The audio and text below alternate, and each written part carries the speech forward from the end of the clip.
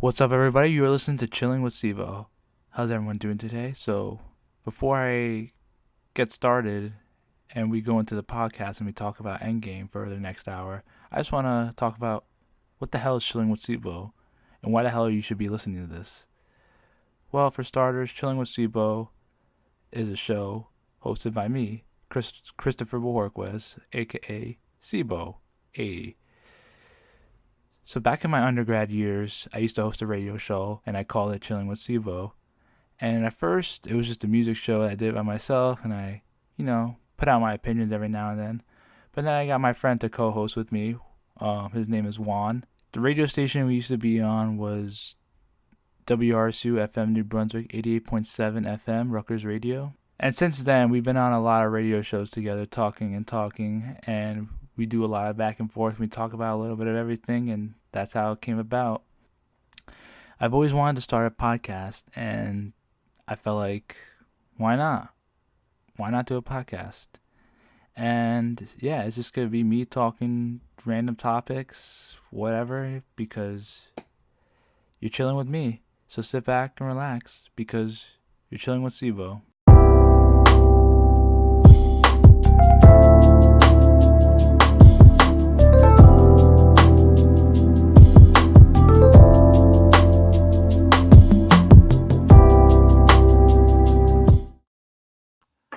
All right, guys.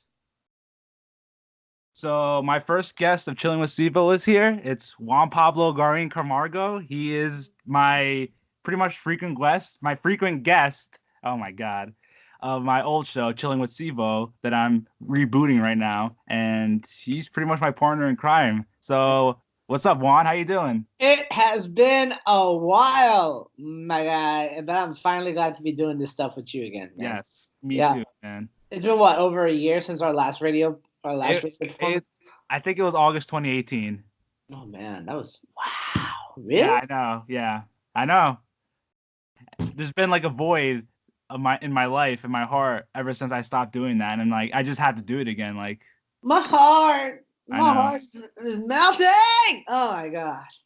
So Bro, Juan, I think this is the perfect time to start to start my podcast again because something came out recently that we can talk about for like an hour. oh Like yeah. Oh yeah, no, yeah, definitely. Like, hold on. Before we do, I know what you're talking about. It was the greatest movie I'd ever seen. It was well put together. It was a story that I could follow and appreciate and love. Let me tell you what that movie was right now. Of course, what we're talking about is, as I'm pulling up the list right here. Come on, you stupid website, work for me. Yeah, we're talking about The Curse of La Llorona. Very good movie. Very good movie. oh yeah, Chris La Llorona, yes. Oh my god. Oh, give You me. you silly. We're talking about Avengers Endgame. I know, Woo! man. I know. I The know. fourth of the fourth Avengers movie that came out. It By the came way, no out. Colombian in their right mind will ever see La Llorona because we all know the story. We don't want to be involved with that stuff. Okay, let me put that out right now. But yeah, we're talking Endgame today. Yes, we are talking Endgame today. It came out exactly last week now. It's been over a week, so if you guys have not seen it, full spoilers ahead. I mean, if you really wanted to see Endgame, you would have seen Endgame by now. So, and if you haven't seen it, you're probably gonna see it within the next couple of days. So just wait a couple of days and listen to this podcast. Uh, Before we go ahead, I guess it goes without saying, spoilers ahead for this whole podcast, right? Yeah, pretty much. Yeah. All right, all right. So first thing I want to ask, Avengers Endgame, the fourth Avengers movie, the end of an era. What the hell did you think of it? You know, the best way I can sum up this movie is through a meme that I saw on iFunny a couple days ago. Okay. It's two pictures. The first picture on top is a man sitting alone in a movie theater, and the number and the year is 2008, marked by a timestamp. And Okay. in the movie theater, he's watching the first Iron Man movie. Okay. And underneath that man is that is underneath that picture is another picture of a movie theater of a man with his wife and his daughter. We're assuming it's the same man. Okay. And there's a timestamp. It says 2019. and on the screen is Avengers Endgame. Wow. And that's basically, if that doesn't sum up what you think Avengers Endgame was like, I don't know what will. This is, for a lot of people, myself included, we grew up watching it, following it, admiring this franchise. Yes. Because we all knew the Sam Raimi Spider-Mans and the Fox X-Men. Those were enough of the superhero movies to keep us interested in the concept of superheroes in general. But then Marvel started building their cinematic universe with Robert Downey Jr.'s Iron Man, and then it just blossomed into what we now love and appreciate today. 11 years, 22 movies in the making. Not a single one of them compromised story or character for the sake of the grand scheme of things, unlike the DCEU, which is something we're not going to talk about today. Boo. But I know.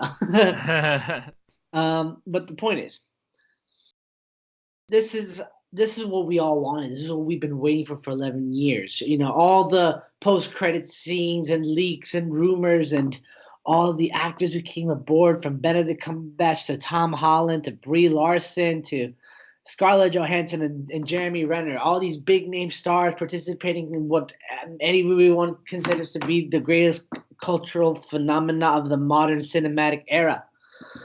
And it was worth the $55 I had to pay for tickets to go in. All right, the story satisfied every single question. And Wait. Tickets were $55. What? well, not per person, but like for a total of 4. Oh, because you watched it with like a couple friends. Yeah. Okay. And I walk in. Avoided as many spoilers as possible. But I hear everyone saying it's amazing. I'm like, oh, better be amazing. I paid $55 for these tickets. And then I walk in, and as soon as I see, I'm allowed to spoil, right? Yeah, of course. Yeah. So as soon as it opens up, and I see Iron Man giving his spiel to the helmet about how he wishes he could have done more, and how he's dying and all these things. That's when I oh yeah, I'm gonna cry really soon. Yeah. And there are a lot of points in the movie where I did start to tear up. From when they chopped Thanos' hand off because he knew there was nothing they could do, to seeing the I end. went for the head. Exactly, he went for the head. To freaking seeing City Field, eat and destroyed. I don't say that as a minor Mets fan. I see that from the perspective of, oh my God, 3.5 billion people just died, and the world went to hell. And the progression of the story just, a lot of people will complain that there was too much to see and too much to catch up on. Well, if you're not paying attention, of course, it's going to be too much for you. Yeah, of course. Yeah, I mean, it's it's the 22nd Marvel movie, right? That's yeah. Okay. So there's so much to catch up on, but I get all the references. I understand everything. I loved seeing Nicole Yvette Brown in the movie as a secretary during the 70s scene. And that was Helen from Drake and Josh, right? Yeah. And Ken Jeong as a security guard, because funny enough, the directors of the Russo brothers, they used to write for Community, right? Yeah. They wrote and directed for Community. Yeah. Yes, that is funny actually. Imagine they did. Donald Glover was in Spider-Man: Homecoming, so it's already he already exists in the Marvel universe. Exactly. Yeah. And I told you Joel McHale. He was in Spider-Man as the bank teller in Spider-Man 2. But it wasn't the MCU yet, though. I know, but still. Yeah, I know what you mean, though. I know what you mean. Then Ken Jeong was in the movie as well. Who? Ken Jeong. Ken Jeong. He was in the movie as well. What's his name in The Hangover? Do you remember? Chow. Yeah, Chow. What's up, bitches?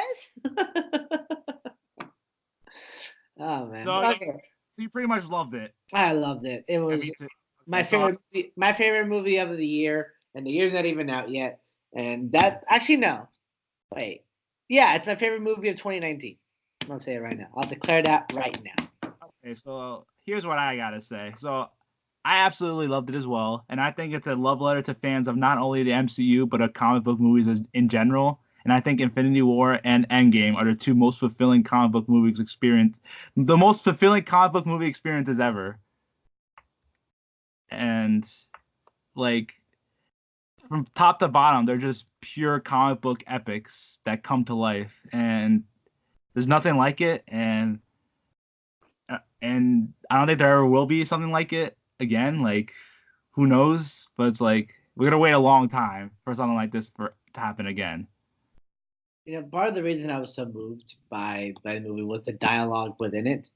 Like the writers of this movie really knew how to tug at the heartstrings, and Yes. and knew exactly what to say in order to invoke reactions. For me, the strongest, like I know a lot of people are saying the "I am Iron Man" line is going to invoke the most reactions, but for me, the one that invoked my tears was when Wanda showed up to fight Thanos, and she says, "You took everything from me," and like, you're right. This guy took everything from me.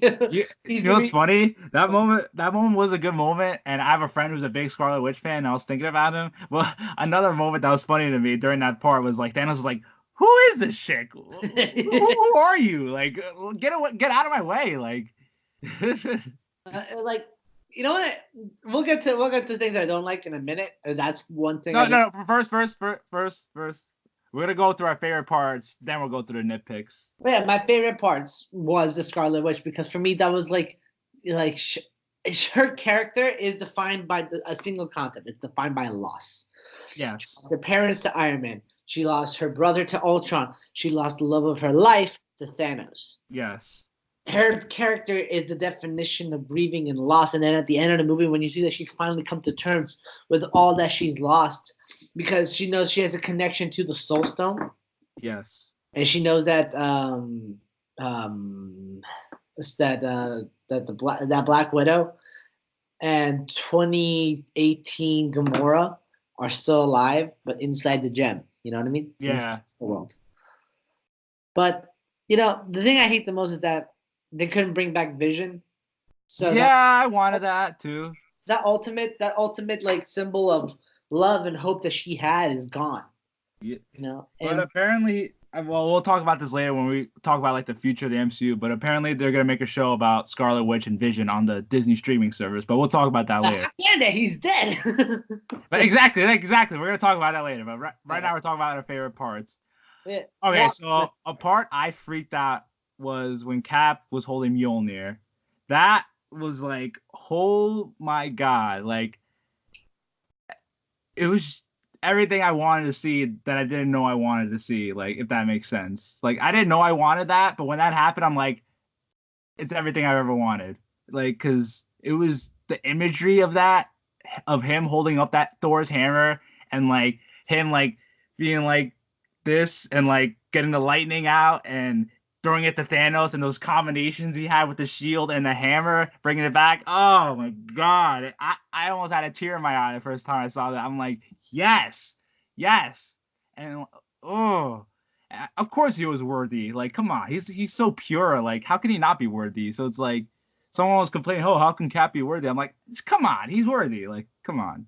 I mean, I have to agree. How can Cap be worthy? If he couldn't lift it up the first time, what made him lift it up the second time?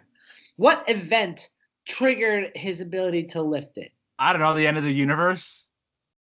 That doesn't make sense, because then everyone would lift it. Like, oh, look, I can sacrifice. But Cap's the guy. Cap's the leader. He's the one. You know what I think triggered it?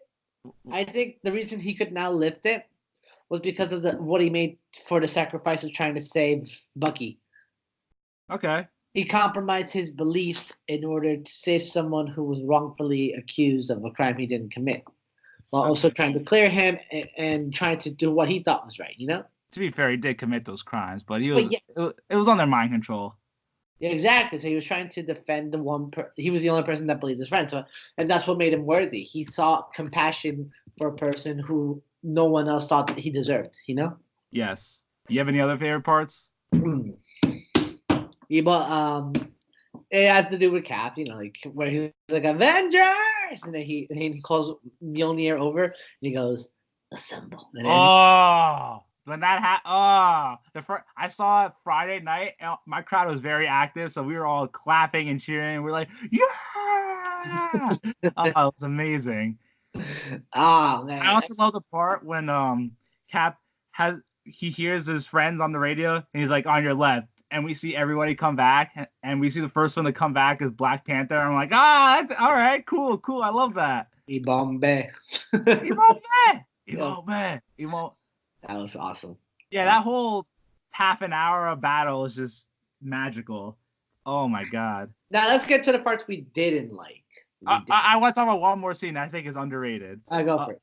Okay, so I love when they went back in time. I'm a sucker for time travel, even though like we'll talk about time travel in our nitpicks because that's a big like nitpick in their logic.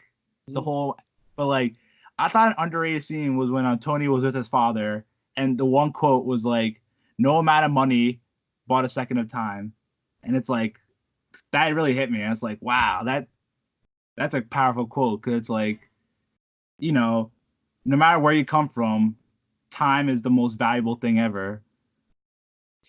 It is like that's very true. Like, yeah, that was like wow. You just invoked wisdom onto your father, but I don't think it's gonna make him raise you any differently than he did now.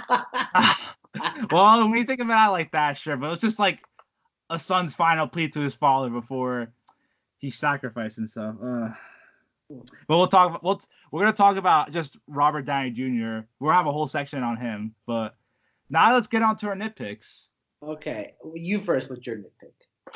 Okay, so the Russo brothers recently did a Q&A where they talked about their logic of time travel, and to me, I'm not the biggest fan of their logic because it's apparently like it has to do with like more with alternate timelines and it has to do with like a time loop.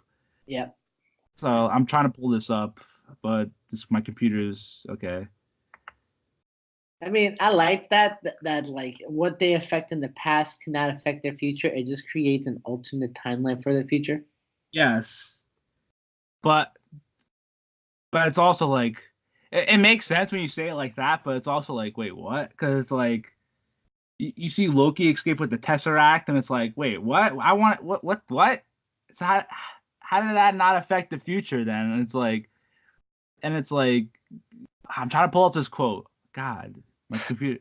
Like let me tell you right now. Okay. Like in terms of your theory, I understand your frustration with it. You think it's like a cop out, but on the okay, go. Sorry, I don't want to interrupt you. Sorry. No, you go. No, you continue what you're saying. I know you understand. You feel like it's a cop out on behalf of the Russo brothers, but at the same time, it works. It has to be in order to work well with the plot. I mean, when Nebula killed Nebula, what are you gonna do? Have Nebula disappear because she killed herself? No, man. She's so integral to the story, and for her, it's supposed to be a symbolic meaning of killing her old self for her new self to thrive. The old Taylor's dead. Yeah. She can't come to the phone right. Okay, so I have the quote right in front of me. So the interviewer asked, "Did the Captain America's actions at the end affect the timeline? Does that mean there was a time where two Captain Americas existed in the same universe?" And the answer is, one of the Russos was like, "To me, Captain America's actions at the end wasn't the fact that he wanted to change anything. It's more like he made a choice." Okay, no, that's okay. So. Okay, yes, there are two Captain Americas in that reality, but it's just like what Hulk said. What happened in the past has already happened. If you go back to the past, you simply created a new reality. The characters in this movie created a new timeline where they went back to the past, but it had no effect to the Prime Universe. What happened in the past 22 movies was still canon. And then there's another one.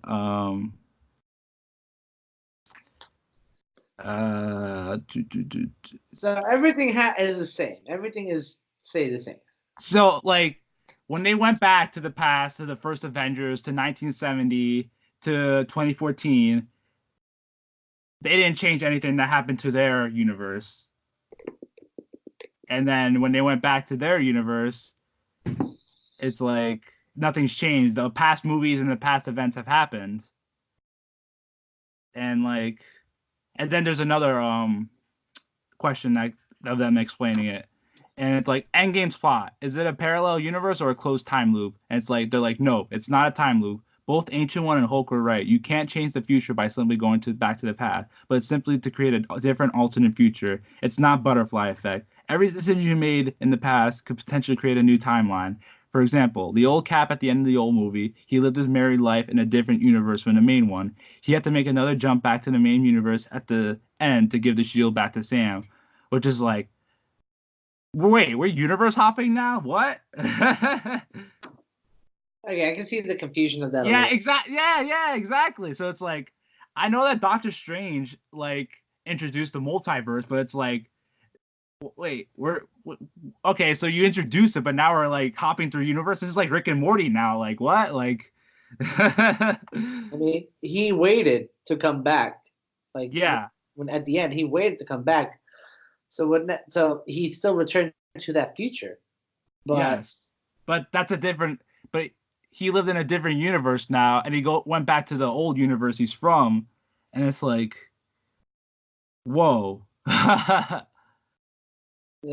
it's trippy. But like Yeah. it makes sense in the long run in the sense of what it leaves, the product that it leaves. Okay. My nitpick, if I can And point out. I just want to say I did love Cap's ending where he lived his life with his girl. That full disclosure, I did love that. But it's like the way they got to that is just like, huh? If What? they tried to explain it any other way, it would have just taken another half hour to do. But like I had a friend that had a theory where it kind of made sense to me. Where there's another Reddit theory that I really liked, and I thought that would be the way the movie approached that. Hold on. Which was, don't look it up if you don't have it by memory. All right, hold on. All right. All right, go over your nitpick. Go. Sorry. My nitpick, if I could do, see if I can remember what it was. They didn't introduce. They were you did. My nitpick, my main nitpick is that one in the 14,365th chance that this was all going to happen relied on a rat. Let's get this straight right now. The fact that it took I didn't have a problem with that. no. I talk now. All right.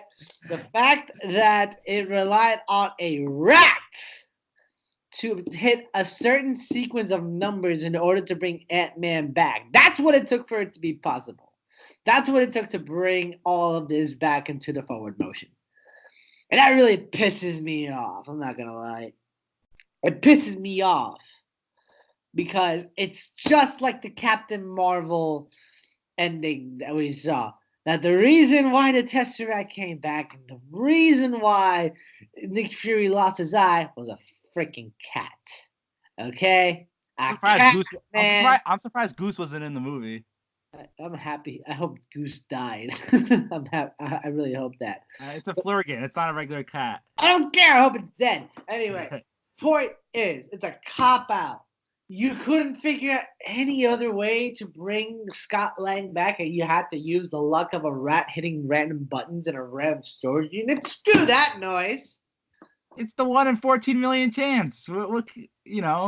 Sometimes stupid things have to happen for miracles to happen. You know what I'm saying? I know, but like Thanos gonna be like, all this because of a rat, and then he just disappears. Oh, it really made me mad. Like it had to be a rat. That's what it took, a rat. And it like, yeah. Like it really made me mad, man. It really made me mad. So I pulled up the Reddit theory that I would have preferred. So there's Cap A, the one that lived through the events of the movies, and there's Cap B that they went back to for 2012. So Cap A didn't mess with any of the places of the story. There are no alternate timelines with Steve, and for our main timeline, Loki from 2012. Oh, okay. Now that I read this, never mind. So it's pretty much saying that there's two Caps. One that went through the events like normal, and in 2023, when he saved the world, he went back to Peggy, and the other Cap and the Cap B is the one that gets thawed out of the ice, and he's the other one living in the other universe, while the Cap A has lived his life with Peggy, but he probably doesn't he keeps low key to himself, and he doesn't interact with the world and does nothing to affect the timeline or whatsoever. That might be what happened. I think like they just couldn't take the time to explain it, you know? But apparently that's not happening because the Russos probably you heard what the Russos said, that there's alternate timelines in different universes now, so that butterfly effect isn't really a thing, or there's no time loop. It's just universe hopping now, which is like, whoa, okay. He was mad. I'm not mad. It's weird. It's just weird. That's the thing. Well, you know what? Not everyone's gonna find an answer they're satisfied with, so just stick with. It's like a cliffhanger in a good book. The writer puts it in this so that every single person can have their own alternate ending. But the issue is, no one wants their own version. They want the canon version that they feel satisfied and happy. You know? Yeah, they want their own headcanon. You know? Exactly. Yeah. But you know what? We always don't get what we want. You're right. Do you have any other nitpicks? Let's see. I can't think of much. I guess I would have liked to see Pietro come back. Yeah, I would have liked to have seen that too. But he died pre-snap, so you can't. Yeah.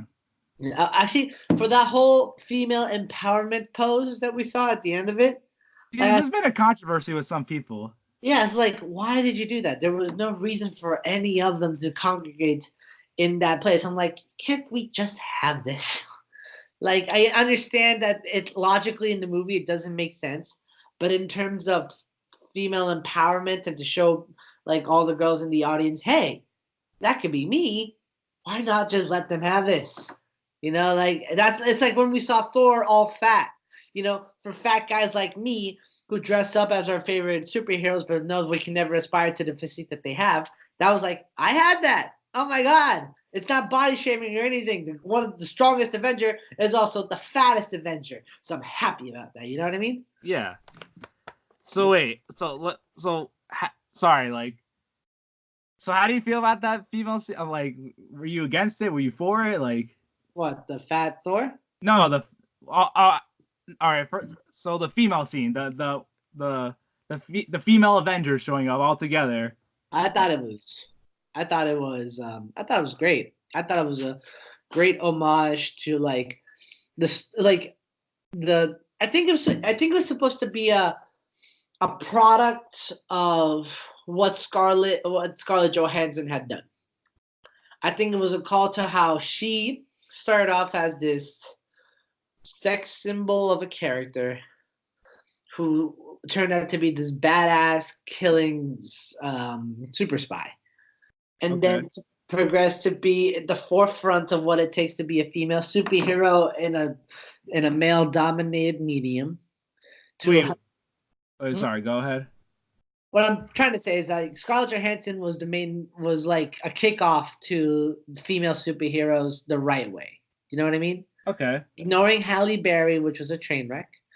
I love her, but it was a train wreck. She came in, and Scarlett Johansson came in, and she's like, you know, you don't have to be sexy and all helpless to be a female superhero. You can be a badass just like the other guys. You don't have to be heartless either. You can be charming and funny and sarcastic. You can be your own person. And then from her, divided into these other sub-female characters that we have today, like Gamora, Mantis, Pepper Potts, like all these developed, well-characterized female superheroes. So, like, for me, this was like a product of what Black Widow was. Like, without her in the scene, gave birth to all these other female empowering characters. Wait, so you just said that you didn't like the female empowerment stuff? No, I liked it. I liked it. I said other people didn't like it. Oh, you said the other people didn't. Wait. Sorry, I thought you were talking about from yourself, from your opinion. No, that you didn't like. I said that was a mistake. I like that part. I just had an issue with people nitpicking it. Oh, okay. I thought you weren't like him. I'm like, Juan, come on, dude. It's 2019. I'm like, let them have this. Like, honestly, like not let them have this in the sense like throw a bone, but like let these characters have their moment. Yes, I thought it was cool. I thought it was pretty awesome. I like that scene. Yeah. I guess I could have. Okay. I guess the only thing I'd say is like I wish Scarlett Johansson was a part of it just to bring it full circle, and she could like, Yes. lead the I charge. wish she was. Yes. Which is which is another nitpick I have. So, Black Widow, she sacrifices herself for the Soul Stone, but next year we're getting a Black Widow movie. Yeah. So like, me seeing that is like, yeah, she's dead in the present MCU timeline, but we're getting a movie with her, so it's like, okay. I guess the whole timeline thing is for a way so Disney can justify making like new stuff with the old characters. They say it's an alternate timeline. So it's like, but what's like, why didn't you just give us a Black Widow movie when she was alive in the timeline? Just saying. Mm-hmm. We weren't ready for it yet. What is that supposed to mean, though? I don't get it. Like, you know how hard Scarlett Johansson. Sorry. That's all right. No, it's like we're not ready.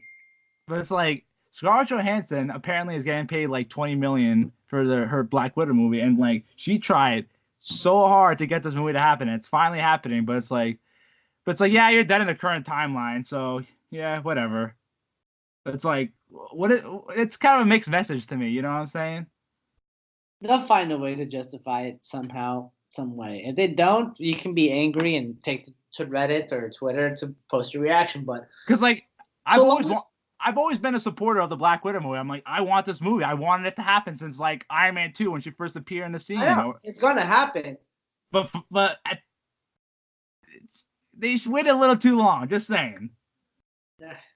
Well.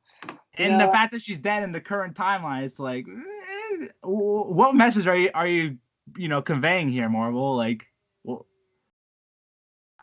that's just me. That's just me. I think we're thinking about this too hard. We are, but like, that's the point. All right, it's all right. Well, let's move on to like our next topic for like. Do you have any other nitpicks or? No, I'm good. Okay. So the box office. So this movie has made 1.2 billion worldwide in its first weekend and over 357 million domestic in this country. So this movie made bank. We wouldn't even break 350 in a weekend. What theater did you watch it yesterday? Were there a lot of people there? I went to the Regal Theater in Piscataway, and there were a lot of people. Like I got bad seats. It was a lot of people. You know what I mean? Yes. Okay. So I saw it on the Friday. Obviously, there was a lot of people, but on Sunday, even before I saw like an 11:00 show, 11:45 show. We got there. We're like, oh, let's get there a little bit early so we can get a good seat. We got there at 11:00, and we were there just in time because when we got there like 10 minutes later, we would have gotten a bad seat. Like that's how crazy it was on a Sunday morning. Like, let me pull up the box office of this movie right now at this second. The point is like, yeah, it did great in terms of money. Like yes. It made its money. Like it made what it had to make. Box office. But that's only its first weekend. How do you think it's gonna perform overall? Like some are saying that I read a statistic somewhere that Endgame is producing 85% more rewatches than Infinity War did. Yes. So if the first weekend was made $1.2 billion based on first watch viewers. Yes. Imagine second time and even third time viewers coming in. That the money's just gonna soar, man. Like that movie is going to break box office records all time. Time because this is a major cultural event that people want to be a part of and they want to see it over and over and over again, Okay, so right now, domestically in the United States and Canada, Avengers Endgame has made 427 million. Oh, that's 6 days.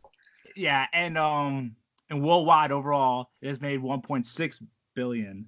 So this weekend, it could get to 2 billion, man. It could. And so that means that the highest grossing movie right now in the world is Avatar, James Cameron's Avatar, and that's made $2.7 billion. Can this movie catch up to that? Avengers will definitely catch up to this because the difference between Avatar and Avengers is because Avatar was a marvel of cinematic technology coming to life. Avengers took that technology and gave a story to it, and that's what we're going to see. So it's 1.6 billion right now as of April 30th. That's what the box office mojo says. I'm looking at it right now. Yep. So the second weekend, it's probably going to still make over 100 million in the United States and Canada. And like worldwide in other countries, it's going to make hundreds of millions. So it could reach 2 billion by the end of this weekend. And they're saying like, Detective Pikachu is going to take some momentum away from Avengers, but maybe not that much now. We'll see. Like, for me, I hope it breaks the record. I hope it reaches 3 billion by the end. That way, it's like for every dollar, every soul on earth that was lost. Oh, that's actually pretty funny. 3.5 billion. Let's go. Oh, man. Yeah, so the second biggest opening weekend in the United States was Infinity War, but with 257, and Avengers Endgame made 357. Isn't that wild? I mean, I want to say like yes, but no at the same time, because the main anticipation for what Infinity Wars was going to be about was that they were like, it was the release of Thanos, the ultimate villain that everyone was so excited to see. They're like, yeah, they're gonna beat him. They'll like pull some sort of time crap loop thing. They'll beat him and stuff in Infinity Wars, and then at the end they're like, oh my god, he won. This guy actually won, and they're like, no, I gotta see this again. That's not possible. And then people see it again, and they're like, oh my god, he won. You know what I mean? So they gotta figure out what happened. Yep. So Avengers Infinity War's lifetime gross in the United States and Canada is 678 million. And right now Endgame's at 427 million. Oh my god. It's gonna beat its record like easily. Like it's crazy. Of course it is, and it hasn't even been a week. But get this. Star Wars The Force Awakens world total gross and domestically is 936 million. And Infinity War and Black Panther didn't come close to 900 million. Do you think it could break Force Awakens' U.S. record? Oh, definitely. I think it will, because, like, what the Force Awakens had was just nostalgia factor, you know. Okay. It didn't have any continuation of a storyline from Star Wars or anything like that. I mean, it did. I mean, it's a continuation of Return of the Jedi. Well, but Return of the Jedi ended on a good note. You know, and like Force Awakening was kind of like an epilogue off that good note, you know. Okay. But this one, like Infinity War, not only goes on nostalgia because of 11 years of production, but it also goes off of just overall dedication by the fan base and the what do you call it, and the desire to see something finally come to an end. The original Six's story, how Hawkeye, Black Widow, Hulk, Thor, Captain America, and Iron Man's story ends, and how this kicks off the new generation, you know? Yes. So I feel like those motivations highly outweigh that of The Force Awakens. And that will bring more people into the box office, into the movies, and into those seats. And the tickets will soar much more because there's going to be much more rewatches from both old and new fans alike. Okay. So you're booking it. It's going to beat Avatar? Hell yeah. You know what? If it makes 2 billion this weekend, yes, it's going to beat Avatar. If it makes 2 billion this weekend, you owe me a pizza. I'm making that bet right now. Okay. But if it's anywhere, if it's like 1.999 billion, I'm not gonna get you that pizza. Just saying. I'll buy you that pizza. Okay. All right. So next topic is so just Marvel in general. Marvel's impact from 2008 to now, from day one, Marvel Studios' films have been pure comic book movies from beginning to end. Nothing more and nothing less.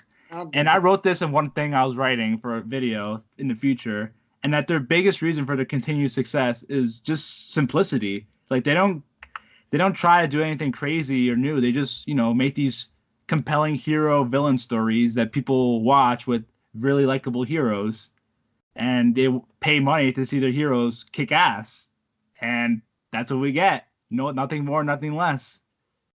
I agree. And we're talking about what Marvel was trying to achieve with these movies. They were trying to tell good stories, Okay. something that you don't really see in movies nowadays. Everything's focused on CGI action and Yeah. like awesome one-liners and memes and callbacks to pop culture references and stuff. Like whenever you see Yeah. it do like the Nene or Fortnite dances, it's like you're trying too hard. But this movie, like this cinematic universe, tries its best not to try to play off the whole CGI and action sequences, but also try to be compelling and try to have good messages and actually start conversations. Like Captain America Civil War started the conversation of whether or not we would want to live in a society where we are ruled, not ruled, but we are, in for lack of better words, controlled by Okay. governing figures who want the best for us, even though sometimes they can be a little corrupt. Yeah. Or if we want to be free but responsible for the courses of our own actions. You know what I mean? Yeah. Like a lot of the MCU films all carried with them messages about injustice, about just basically like lessons that can relate to people who don't want to learn from like a history book or something. I guess what I'm trying to say is that the MCU is so important because it actually focuses on stories and character development and actual motifs and themes rather than just the action in the name of the comic book heroes, you know? Yeah, and like they made the film universe, or like the connected universe, cool, even though for better or worse, that's what other studios are chasing. But it's like I think they're chasing the wrong thing when it comes to Marvel success. Because when other studios see Marvel success, all they see is like Avengers and the money. Like they don't see but they don't see like the work that they put in. You know what I'm saying? And yeah, I get that. Like they don't see what the scripts were said. They don't see what the ultimate end game was. I guess. Yeah, Words. Like they don't understand. You don't build a movie piece by piece by piece by piece. You have a storyline that you want to pursue through a series of movies, and then you add in these small little features into each individual piece to make each one a compelling story in and of itself. Oh, yeah. never forgetting where it's going. You know.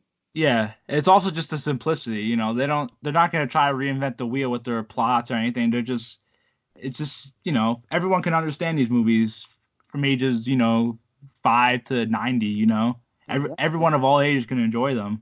Like my mom has a great message. Like I don't go to the movies to think. I go there to stop thinking. Okay.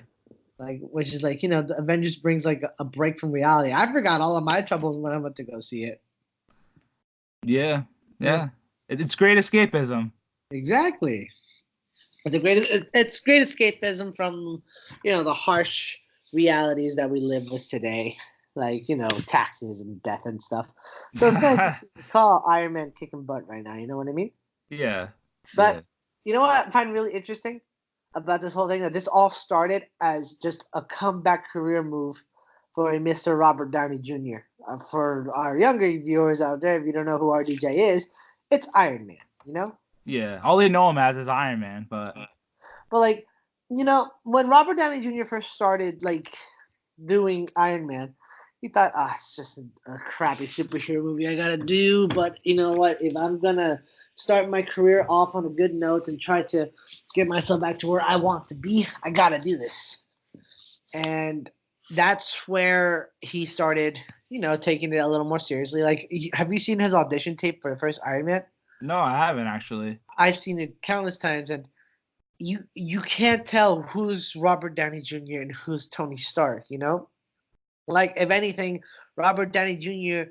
created the modern day Tony Stark that we know in the comics and in TV today, the charismatic. Absolutely. Robert Downey Jr., I think, has elevated the Marvel brand in general.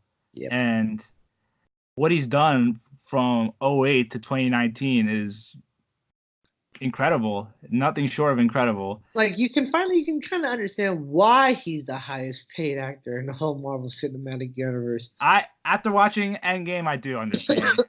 Like I thought, Apparently, he got paid like 75 million, and I'm like, yeah, I understand it now. Yeah, I mean, like he started it all, and then like it doesn't go down with him, but the first phase of it all goes down with him, you know. yes, And it, absolutely. you know, a lot of people say, "Oh, they'll reboot it, they'll replace his actor." Okay, who are they going to replace him with? Who's going to be as charismatic, as paranoid, as thoughtful, and as talkative and improvisational as Robert Downey Jr. was in his It's character? funny because the first Iron Man wasn't even a guaranteed success because Iron Man, the character in Marvel Comics at that time, he was known, but he wasn't a Spider-Man or an X-Men, you know? And like apparently like Robert Downey Jr., a lot of the script had to be rewritten on the spot because like they were just figuring out as they went along. Like and apparently like Robert Downey Jr. was like John Favreau too. John and Favreau John Favreau too essential in that. Like no one gives were John like Favreau enough credit, you know? yeah. But they were like making it as they went along. It's like holy crap, like they were like on their A game trying to figure out what the hell we're gonna do next from scene to scene. It's like this could have been a total disaster is what I'm saying. And it's like the fact that it wasn't because and one of the biggest reasons was Robert Downey Jr.'s amazing performance in that movie is incredible. Like it's there's an alternate timeline out there where Iron Man was a disaster and the MCU isn't even a thing. Like God, don't even like get me started on those type of things. I don't want to even think about that. like imagine Iron Man flopped. Like imagine that. Like but it would be like a cult movie though. That's the thing. Like Yeah, some. yeah. But Terrence Howard make a difference as Hey, Rose. hot take. I Yeah. think Terrence Howard is better as Rhodey than Don Cheadle. Just saying. Ooh, ooh, it's spicy take right there. Because like the thing with like Iron Man 2 and 3, I think Don Cheadle gets overwhelmed really easily by Robert Downey Jr. and like Terrence Howard, the guy has an ego, but like him and Robert Downey Jr. played off each other really well, and I missed that in those sequels. I thought the new Rhodey was actually like a little more controlled and a little more like keep the pace sort of guy. You know, what I mean, Don Cheadle did a great job as trying to be as like someone who tries to corral Tony, but also knows when to set him free, Yeah, which is like results in a good thing. While Terrence Howard tried so much to keep up with him, you know. but And I it's like that though, because it's like like I like if you're gonna be if they're going to be two like two men wielding Iron Man suits, they should have different personalities. Like you can like Don Cheadle, great personality. Like he's always gonna live in Tony's shadow as his best friend, but he's also his own person. yeah, but it's Uh, like I don't know, man. I just watch Iron Man 1 again. There's something about that chemistry that could have been very special if they kept them in 2 and 3. yeah, but like the salaries was Yeah, the I know. Terrence Howard, he had a very big ego, and yeah, they didn't really get along. He didn't really get along with the Marvel people. and it's just like sometimes it just doesn't work out. I mean, that's why That's why Edward Norton isn't around. I mean, Edward tried to change the direction of the Hulk. You know, To be like fair, hot take, I like Edward Norton better than Mark Ruffalo. I mean, me too. I'm not gonna Yes. Okay. Good. You're an intellectual. lie. I'm just saying, like Norton kind of overstepped his reach. You know, He like also has a he's also known to be very difficult to work with. It would have been so funny if like there was like a gag where they went back to like the Incredible Hulk, and it's like they said to Mark Ruffalo, "Hey, you look pretty different." Like, or like they went back to Iron Man 1, and they like, to like hide my appearance and like did that affect the Hulk too? yeah. Oh man. All right. Speaking of that, we're gonna go a little off topic here, but like, did you like Professor Hulk? Professor, oh my god, no, I did not. Not one bit. No. Okay. That was another nitpick I should have got to. I did not like Professor Hulk one bit. First off, you compromise for the best of both worlds. I don't like that.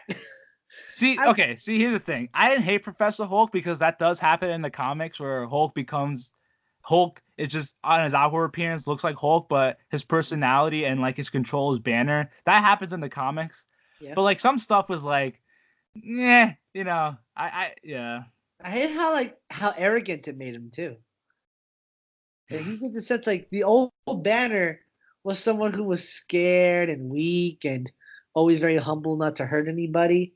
And this one, it's like he's so brash and arrogant, and like you remember that love that Black Widow had for him. I think it faded really quickly.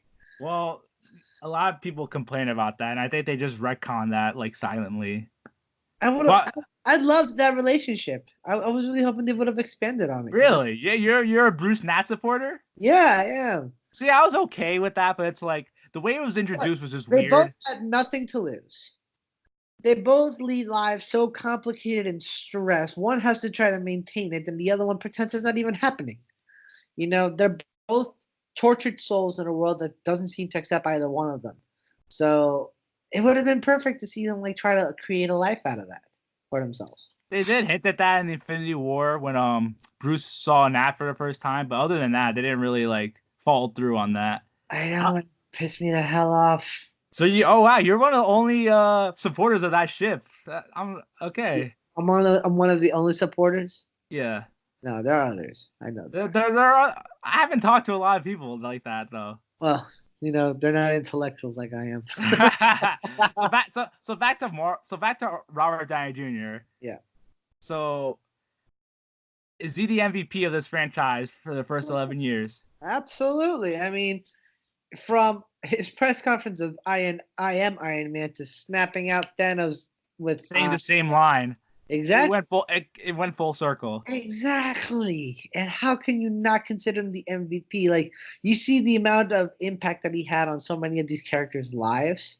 Yeah. From helping starting the Avengers to helping Dr. Banner kind of realize, hey, I could do so much more with myself than just being a big green monster. To even like starting a family with Pepper and having Morgan, to proving Nick. I love you 3000. My God, don't even. Don't even. Oh man, that got to me. Yes. Oh, you know why they made it 3000?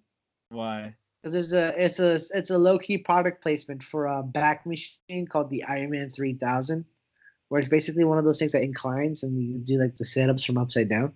Wait, what? Yeah, it's an exercise machine. Interesting. Yeah. If that's true, then that's one of the best ways you can put product placement in the movie. That Audi product placement was pretty in your face. I'll tell you right now, like I changed the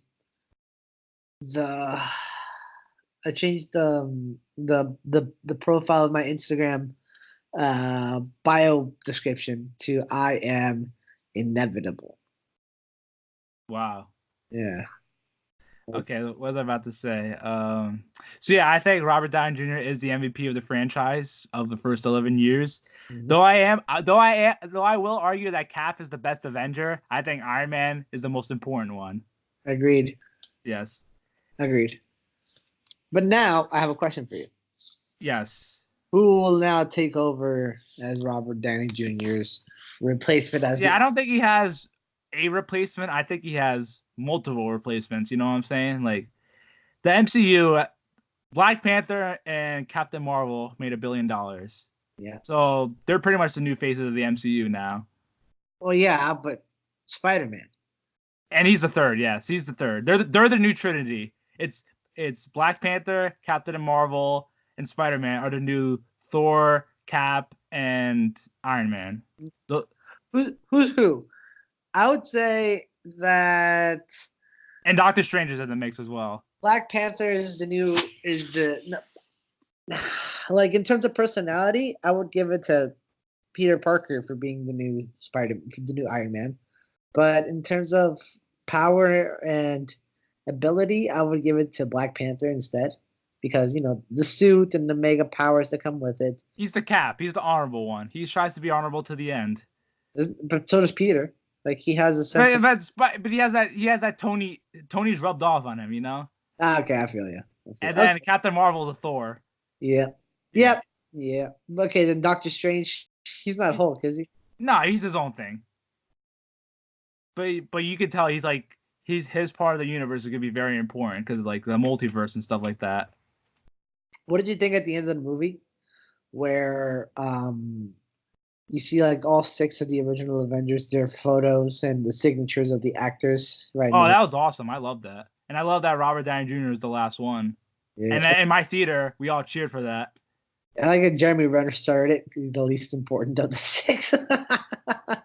All right, first of all, I should have mentioned this in the stuff we liked about the movie. I liked that Hawkeye in this movie. I thought he was really good. No, I agree. Like you didn't really see much of his character throughout the MCU in the sense of character development, aside from the fact they just randomly gave him a family in Ultron. Yeah. Well, that was introduced in Ultron. It wasn't just out of nowhere. Just saying. I know, but but then like a quote from his wife, from Hope, saying like, "You are the most important because you're the one that keeps them together." I didn't really see him do any of that. Sort of. Well, I think he's like the most human out of all of them. You know, that's what she meant. Like, Oh yeah, it's true. You're right. Oh my god, he is. They're all pretty like even Black Widow, who's a normal human as well. She's still like not like normal. She's a psycho. In a good way. She's a textbook psychopath, I think. Oh my god. I feel. But she used her psycho abilities for good, though. You know what I'm saying? Yeah, I feel you. Yeah. Anything else you want to talk about for Endgame? What are some things we missed? So what'd you think of Hawkeye being like a badass assassin, like, and then we see him in Tokyo? I mean, you bring up the Ronin storyline from the comic books. I get where you're trying to go with it. I like it. I liked it because it's supposed to be a representation of how he exhibits his loss. Yes. Yeah, that was cool. Yeah. What else? I liked. Did you like his new hairstyle though, and his tattoo? My brother says. My brother told me, he's like, yeah, I think you copied his hairstyle by mistake. I'm like, no, I didn't. I've had this hairstyle for years. If anything, he copied my hairstyle. That's funny. That's pretty funny. I like his tattoos as well. Yeah. I like his tattoos, his sleeve. I am. That was pretty badass, yeah. I have one last topic for the whole conversation. Yeah. What to expect from Spider-Man Far From Home. Because let me tell you this way. Endgame was supposed to be the end of an era, you know? Technically, Spider-Man Far From Home is the end of Phase 3, and everything after that is the start of Phase 4 and the new era. So technically, Far From Home is the last of Phase 3. But Far From Home, what will it do in terms of continuing the story? Because it's going to be a start of something new. I know that. But, like, is it the end of something old? Is it the epilogue of Endgame, or is it the start of Phase 4? So I saw something recently in the grapevine that Robert Downey Jr. is supposed to have like a uncredited appearance in Far From Home, and apparently that has to do with Mysterio using him as an illusion. And apparently there's some evidence to that because unlike the Marvel Wiki, his name showed up, and something about Zendaya. She posted like she posted something of her crying where it's like, oh, Far From Home means so much now after seeing Endgame. So it's like, oh wow, oh my god, they're really gonna do this, aren't they? That's just something. This is a rumor. Don't quote this if I'm wrong. So I'm just saying. But yeah, that's what I saw today. Like just today. Like, what do you think about that?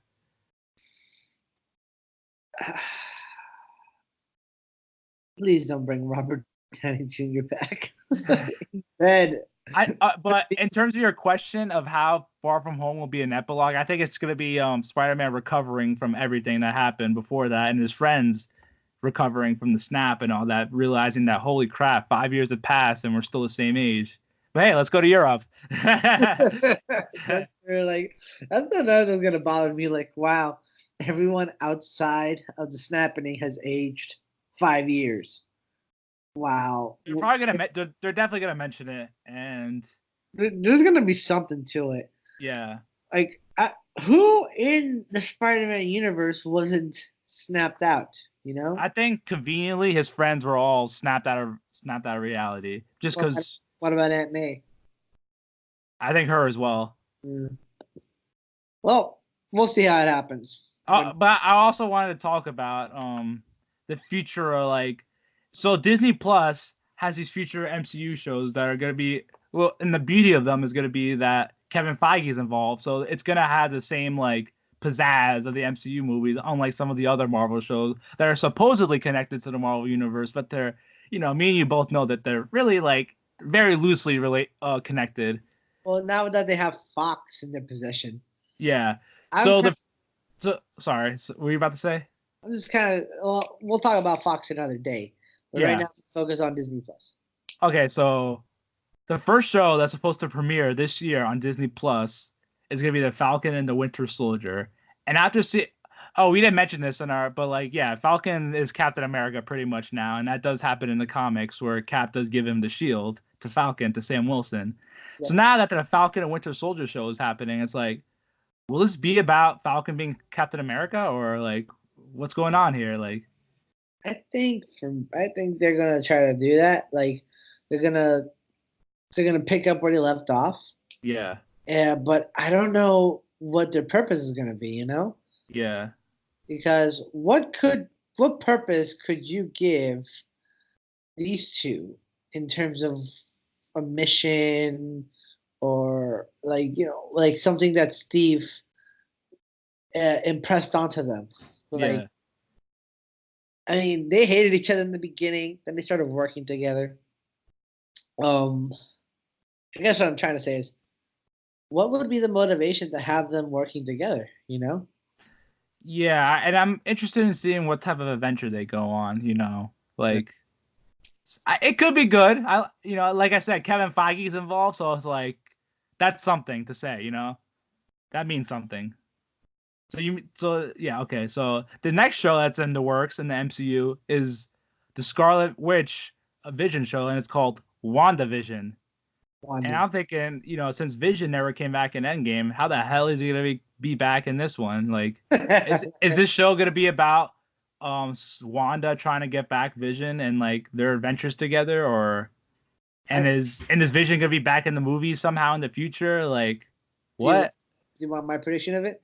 Sure. I think they're gonna introduce the House of M storyline in there. Interesting. Interesting. But I think we're a little far off from that. And plus, since we have the X-Men, I think they're gonna wait till they get the X-Men for that. I think that's what they use to introduce the X-Men. It's an interesting thought. I have no idea what to expect from this show, but apparently a there's like a press conference meeting for like Disney execs, and apparently there's like a picture of Wanda and Vision in like 1950s clothing. So it's like, is there time travel involved with this now? I'm like, what? I Like, think actually, will the same actors be involved? yes, everyone in these MCU shows, all of them involved because Kevin Feige is involved. So Tom Hiddleston, Elizabeth Olsen, and what's the name of Paul the guy? Bettany as a Vision. They're all involved in the projects. Yes, they are. All right. Then I see some hope with this. Yeah, exactly. Yeah. Let's hope they don't cheapen the experience. Like shows like the DC, like the DC CW shows. verse.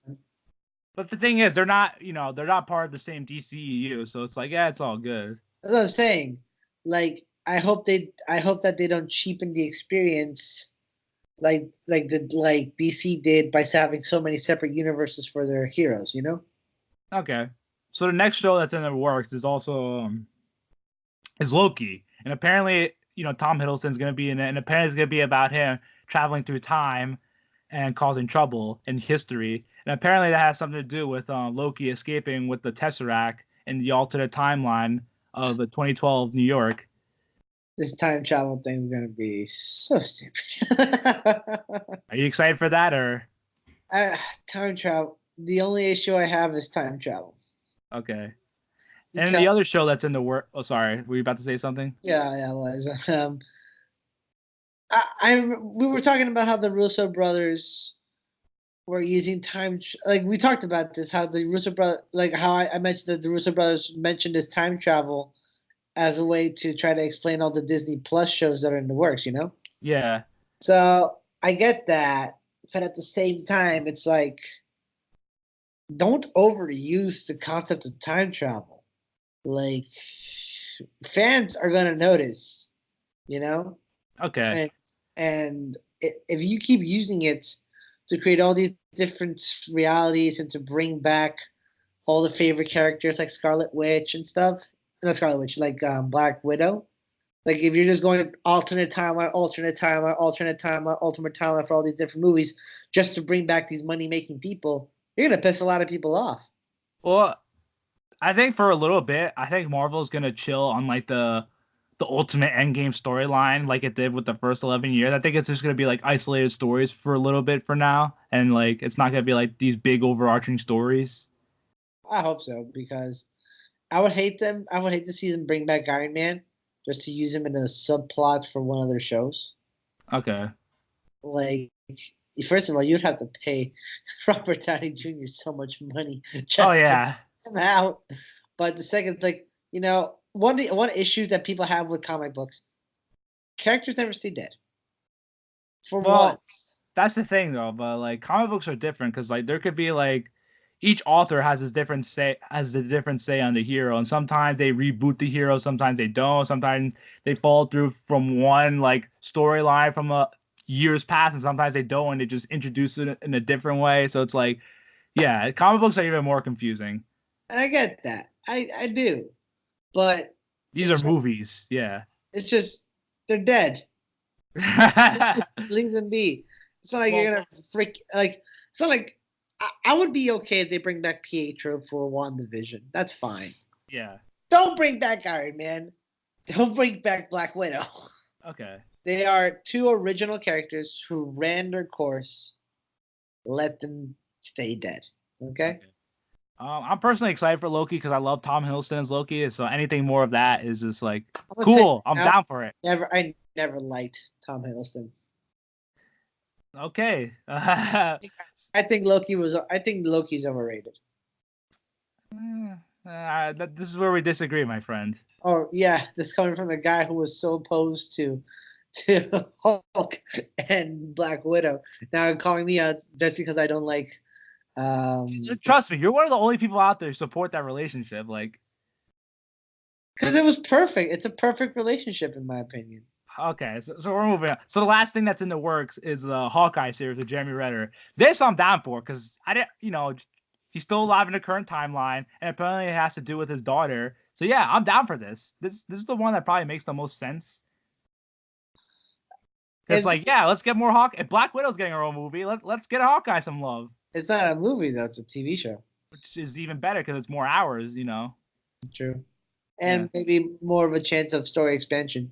yeah. So are you excited for this Hawkeye show? I'm skeptical.